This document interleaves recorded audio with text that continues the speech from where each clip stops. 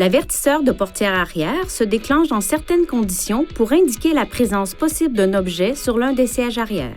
Jetez un coup d'œil au siège arrière avant de descendre du véhicule.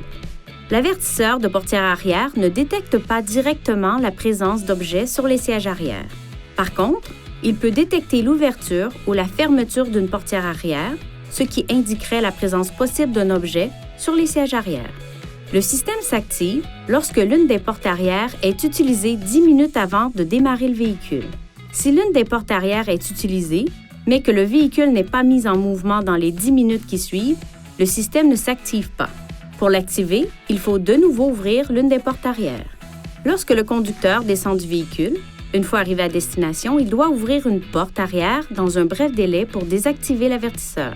S'il quitte le véhicule alors que l'avertisseur de portière arrière est activé, ce message s'affiche et le klaxon retentit. Vérifiez qu'il n'y a rien sur les sièges arrière. Si les portes sont verrouillées avant que l'avertisseur ne soit désactivé, le klaxon retentit si la fonction de retentissement du klaxon est sélectionnée. Vous pouvez utiliser les commandes au volant pour désactiver l'avertisseur de portière arrière pour le reste du voyage en cours. Sélectionnez « Désactiver l'avertisseur » pour désactiver l'avertisseur. À l'aide des commandes au volant, sélectionnez « Rejeter le message » pour effacer l'avertissement. Si cette option n'est pas sélectionnée, ce message disparaît au bout d'un moment.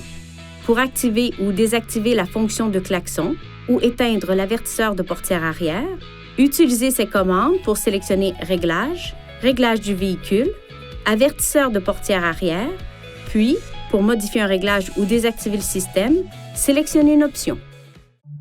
Veuillez consulter le manuel du conducteur pour obtenir des renseignements importants concernant la sécurité et les limites du système, et pour en savoir davantage au sujet de son utilisation et de ses caractéristiques.